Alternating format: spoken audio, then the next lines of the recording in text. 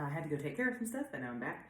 So we are picking up around line 28-21.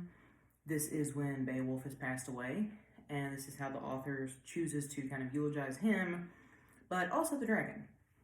So from 28-21 in the Haney translation, which is what you had, it was hard then on the young hero, having to watch the one he held so dear there on the ground, going through his death agony. The dragon from under earth, his nightmarish destroyer, lay destroyed as well, utterly without life. No longer would his snake folds ply themselves to safeguard hidden gold. Hard-edged blades, hammered out and keenly filed, had finished him, so that the sky roamer lay there rigid, brought low beside the treasure lodge. Never again would he glitter and glide and show himself off in midnight air, exulting in his riches. He fell to earth through the battle strength in Beowulf's arm. And this last section there, those last 5 lines, this is what it sounds like in the Old English. Nales afterliefde latjende huerf, middelnichtum, mathmetach willone ansen iude, ach he erthen je veel forthas hildfrumen hondewertje. And if you know the word handiwork, that's where that's coming from. You probably also heard mittelnichtum, midnight. And then going back to the modern English. There were few indeed, as far as I have heard, big and brave as they may have been, few who would held out if they had to face the outpourings of that poison breather, or gone foraging on the ring hall floor, and found the deep barrow diller on guard and awake. The treasure had been won, bought and paid for by Beowulf's death. Both had reached the end of the road through the life they had been lent. And it's just kind of interesting to me because the dragon and Beowulf are eulogized together at the same time. And the dragon is put on the same level as Beowulf. They don't talk about the dragon as if he was a villain. They are both given respect and some really beautiful language as equals. And again, we talked about that kind of heroic code. These 3 things that keep coming up over and over again. And we talked about how Beowulf doesn't desecrate Grendel's mother's body because he respects that from her perspective, she was doing what she had to do. So, in a way, the dragon is the same. He is accorded that same respect by the narrator because really, it's almost like they're kind of more blaming the slave for all this. They're like, well, the dragon had to defend his honor. Elsewise, he would be emasculated and he wouldn't be sticking up for himself. He had to. He didn't have a choice. But there's also something really sad in the way that he writes this death scene because, again, from his perspective as most likely a monk who rarely, if ever, gets to leave his own boundary, his own sacred circle of a tower or an abbey that he lived in, there's something really nostalgic. You know, you keep seeing this kind of repeat this in a comp one, we call it anaphora. This repeated phrase of never again, never again. This sense that when Beowulf died and when this dragon died, that's sort of the end to the age of heroes. That there would never again be people like this. All the monsters are slain. Now our lives are very boring and sort of programmed and rote. And those exciting times of the olden days are gone. And it's just interesting to me that he gives that same kind of wistful, bygone days feeling to the dragon as he does to Beowulf. And there's something about the two of them that is equal. And them both dying sort of brings an end to that magical age of heroes, according to this author. It's very sad and very nostalgic when he's looking back the way he writes it. Which is interesting because he's a monk and, you know, as a Christian today, at least growing up in the South as a Christian, you're not really supposed to believe in, like, pagan stuff like dragons and fairies and stuff like that. So it's interesting the way he kind of reconciles the old lore with his current belief system. So there is a scene then where Wiglaf goes back and talks to the guys who ran away, and Wiglaf really opens a can of verbal whoop-ass on them. He does not hold back, and it's a great speech. And this is around 2865. He says, anyone ready to admit the truth will surely realize the Lord of Men who showered you with gifts and gave you the armor you are standing in. when he would distribute helmets and mail shirts to men on the mead benches, a prince treating his thanes in hall to the best he could find, far or near, was throwing weapons uselessly away. It would be a sad waste when the war broke out. Beowulf had little cause to brag about his armed guard, yet God who ordains who wins or loses allowed him to strike with his own blade when the bravery was needed. There was little I could do to protect his life in the heat of the fray, yet I found new strength welling up when I went to help him. Then my sword connected, and the deadly assaults of our foe grew weaker, the fire coursed less strongly from his head, but when the worst happened, too few rallied around the prince. And so he's basically saying, all that stuff that he gave you, he might as well just throw it in the garbage, because it was a complete waste. I cannot believe that he picked out everyone and all and treated you with his favor and gave you all that stuff because it was useless. You didn't use any of that armor to help him, and y'all are garbage too. And then he says, and this is the part that is really kind of a punch in the face, so it is goodbye now to all you know and love on your home ground, the open-handedness, the giving of war swords. Every one of you with freeholds of land, our whole nation will be dispossessed once princes from beyond get tidings of how you turned and fled and disgraced yourselves. A warrior will sooner die than live a life of shame. And this ends up being echoed by the messenger. They send a messenger to go back and talk to the other Geats, and he kind of again has this prescient moment of looking forward, and he says, oh, what's going to happen to the Geats now? Because the Geats have many enemies. They have the Franks, who are the French, the Frisians, who are those people we talked about before. That's the little story within the story where Hildebert was crying over her brother and son on the same funeral pyre. That was the Frisians. And then the Swedes. And the Swedes have been mentioned before. And remember, the Swedes have kind of a vendetta because their king got killed by a Geat. So all these predators are circling, and he basically says, now there's blood in the water because the presence of a strong leader like Beowulf has been keeping these people at bay.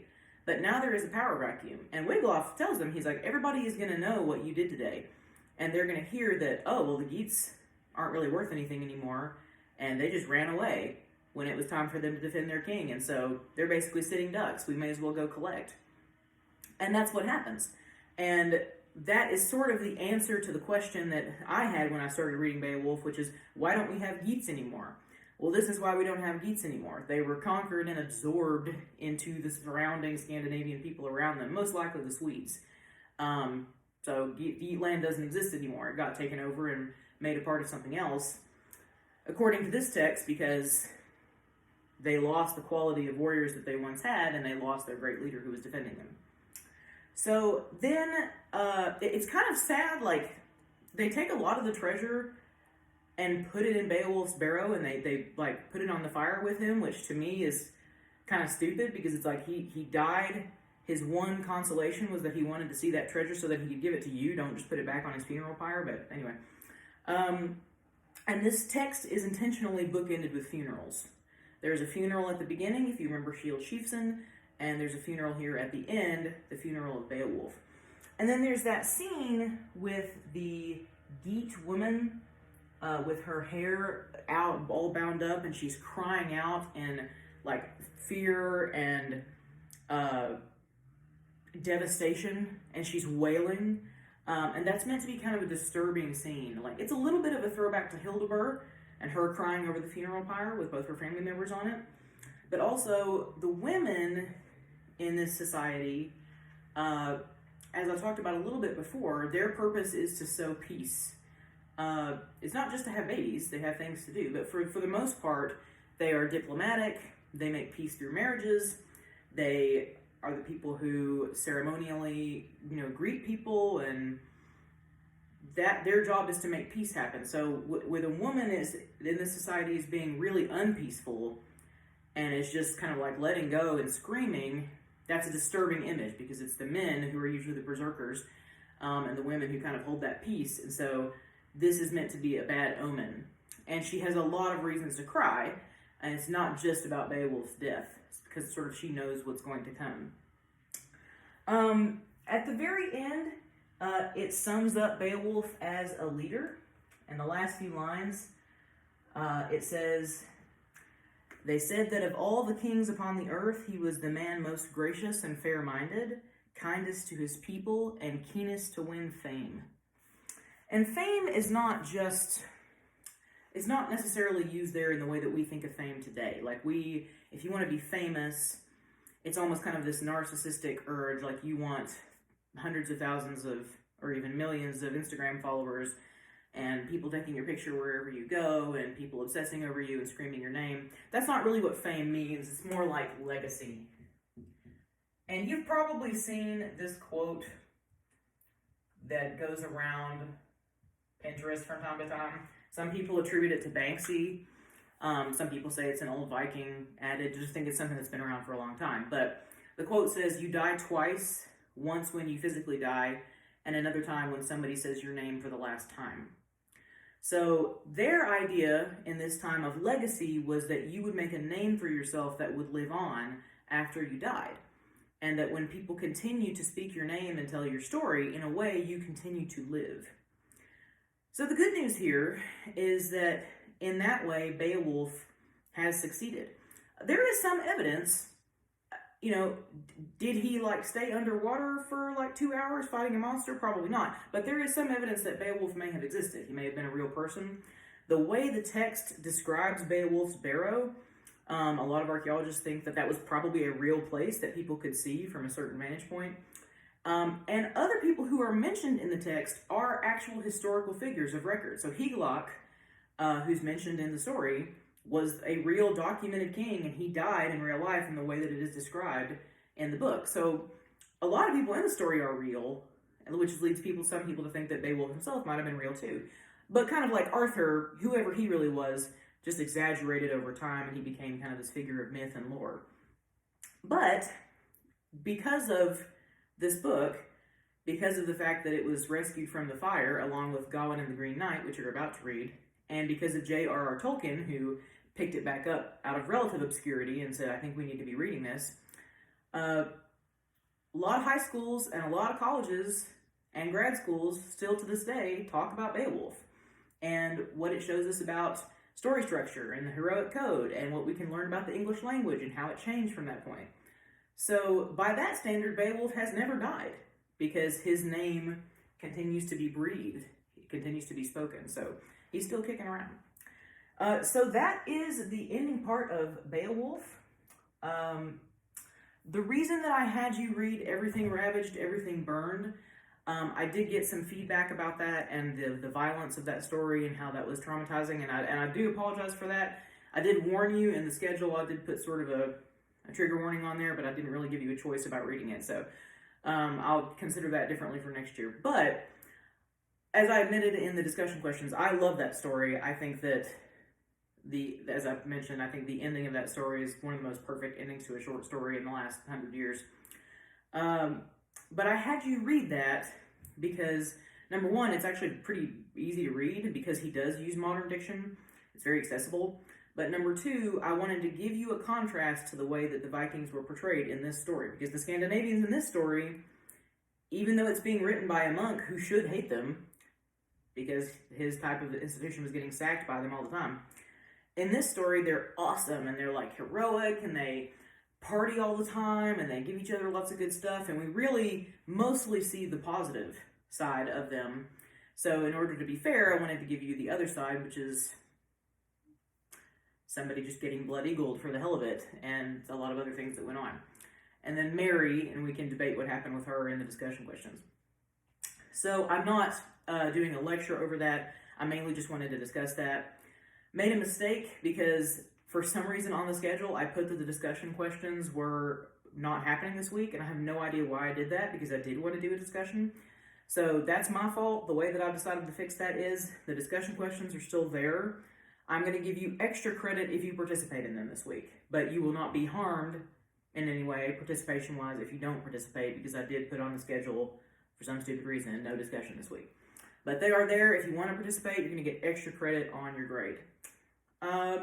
So you all have probably seen all my Edmodo posts by now. You know everything that's coming up. If not, go to Edmodo. There are several different posts that talk about your homework for next week. You have a shield project that you're going to be working on, and even before that, you're going to be reading the first two parts of Gawain and the Green Knight.